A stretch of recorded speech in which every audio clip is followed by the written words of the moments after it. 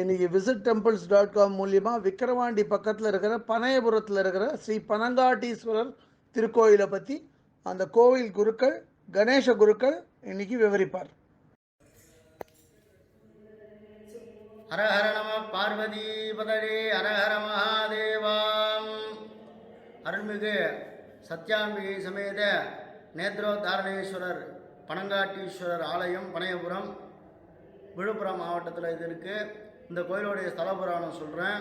இந்த கோயிலில் தக்ஷன் வேள்வி செய்தார் முன்னொரு காலத்தில். அப்போ 33 கோடி தேவதர்களும் அந்த யாகத்துக்கு கலந்துக்கிறாங்க. அதில் சூரிய பகவானும் அந்த யாகத்தில் கலந்துக்கிறாரு. அந்த யாகமாகப்பட்டது ஈஸ்வரனை நிந்திச்சு செய்யக்கூடிய யாகமாக இருந்தது. அதனால் அகோர வீரபத்திரர் போய் அவளை அடித்து துவம்சம் பண்ணும் பொழுது சுவாமி சூரியனையும் அரைஞ்சிடுறார். பகலவன் பல்ல லர்த்தார் போடும் அருக்கன் பல்லை எல்லாம் தகர்த்தான் கண்டாய் அப்படின்ட்டு இந்த கோயிலுடைய வரலாறு. சூரியனுடைய பல்லெல்லாம் உடஞ்சி தன்னுடைய ஒளி இழந்து இந்த ஸ்தலத்தில் சுவாமியும் அம்பாலியும் பூஜை பண்ணுறாரு. சித்திரை மாதம் 1ஆம் தேதியிலேருந்து 7ஆம் தேதி வரைக்கும். இங்கிலீஷில் ஏப்ரல் 14லேருந்து 21ஆம் தேதி வரைக்கும் இங்கே தெரியும். சூரியனுடைய தோஷம் உள்ளவா இந்த ஸ்தலத்துக்கு வழிபாடு பண்ணுவா. கண் சம்பந்தமான நோய்கள் தீக்கிறார் சுவாமி. அதனால் கண் உகந்த நாயனார்னு பேர். நேத்ர உத்தாரணேஸ்வரர்னு பேர். நேத்திரம்னா கண், உத்தாரணா கொடுத்தல். சக்ஷுஷோ சூரியோஜகான கண் சம்பந்தமான நோய்க்கு சூரியன் தான் ஒளிக்கடவுளாக விளங்கக்கூடியவர். சூரியனுடைய தோஷங்கள் நிவர்த்தி ஆகக்கூடியது. சூரியனுடைய அனுகிரகம் பரிபூர்ணமாக கிடைக்கும். 7 நாளைக்கும் காலையில் 6 மணிக்கு சூரியன் உதயாதி நாழிகையில் 6:10க்கு சுவாமி மேலே அடிக்கும். 6:20க்கு அம்பாள் மேலே அடிக்கும். சூரியனுடைய சிறப்பு வரலாறுடைய ஸ்தலம். இங்கே சிபிஷ் சக்கரவர்த்திங்கிற ராஜா புறாவுக்கோசரம் தன்னுடைய தொடர்கதையை எடைக்கெட கொடுத்தார். ஒரு புறா அடிபட்ட நிலையில் அவர் பாதத்தில் விழுந்துருது. எடுத்து பார்க்கும்பொழுது அது அந்த நீதி தேவதையாக மாறி அந்த பருந்து சொல்லுது, எனக்கு இன்றைக்கி அந்த புறா தான் எனக்கு உணவு, அதை நீங்கள் தடுக்காதீங்கன்னது. உடனே என்கிட்ட சரணாகதி அடைஞ்சனால அதை நான் காப்பாற்று பண்ணுறது தான் என்னுடைய கடமை.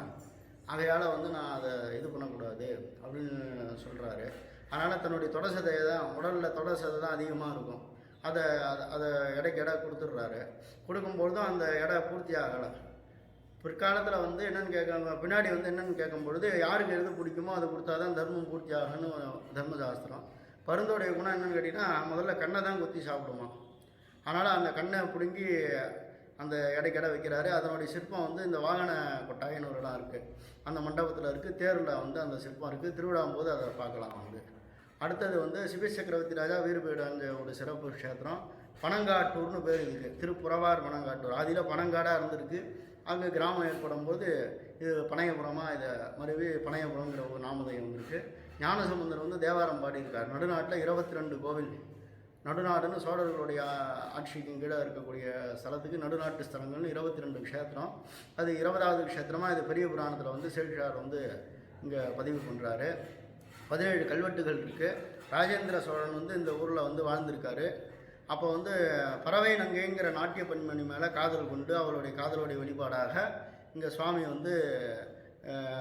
ராஜராஜ சோழன் அந்த பெண்மணிக்கோசரம் இங்கே திருப்பணி செஞ்சுருக்கார். பறவை நங்கைங்கிற நாட்டிய பெண்மணிக்கோசரம் இங்கே திருவிழா எடுத்திருக்காரு. அது கல்வெட்டு இருக்குது. அது ஃப்ரெஞ்சு யூனிவர்சிட்டிலேருந்து இந்த கோயிலுக்கு எடுத்துன்னு அதை ஆராய்ச்சி பண்ணி படித்து பார்த்தோம். அது கிபி 915 அந்த இது ராஜேந்திர சோழனுடைய கல்வெட்டு இங்கே கிடைக்கப்படுது. விஜயநகர மன்னர்கள் ஆட்சி செஞ்சுருக்காங்க. நிறையா திருப்பணி பண்ணியிருக்காங்க. சேர சோழ பாண்டிய மூவேந்தர்களும் இங்கே ஆட்சி பண்ணதுக்குரியான கல்வெட்டுகள்லாம் இருக்குது. 17 கல்வெட்டு இருக்குது. அதில் 10 கல்வெட்டு படிச்சுட்டு இங்கே ஸ்தல புராண புஸ்தகம்னு தனியாக வெளியிட்டிருக்கார் ராஜாராமன் ஒரு ஆசிரியர். மேலும் இந்த கோயிலில் கண்ணுக்கு ரொம்ப சிறப்பான ஸ்தலம். வேண்டுதல் நிறைவேறக்கூடியது. சுவாமி அம்பாலும் பக்கத்தில் இருப்பாள் கிழக்க நோக்கி. அது ஒரு சிறப்பு. பனங்காட்டில் 5 பனங்காடு ரொம்ப சிறப்பு. திருப்புறவார் பனங்காட்டூர்னு இந்த ஊருக்கு பேர். காஞ்சிபுரம் பக்கத்தில் வன்பார்த்தான் பனங்காட்டூர். பக்கத்தில் தூசின்னு ஒரு இடம், அதான் செய்யாறுன்னுவாங்க. செய்யாரும் பனைமர க்ஷேத்திரம். திருவோத்தூர்னு பேர் அதுக்கு. அடுத்து திருப்பனந்தாள், திருப்பனையூர். இது 5மே பாடல் பெற்ற கோயிலில் பனைமரம் இருக்கக்கூடிய ஒரு சிறப்பு வாய்ந்த ஸ்தலம். அதனால் சோழ ராஜாக்களால் கட்டப்பட்ட கல்வெட்டுகள்லாம் ரொம்ப சிறப்பாக இருக்குது. சுவாமி அம்பாளையும் பிரார்த்தனை பண்ணிட்டு எல்லாரும் சந்தோஷமாக இருக்கணும். நம பார்வதி பதரி ஹரஹர மகாதேவாம். இதுவரை இந்த காணொலியை கண்டு மகிழ்ந்த பக்தர்களுக்கு visitTemples.com சார்பாக ராகவாச்சாரியின் நன்றிகள்.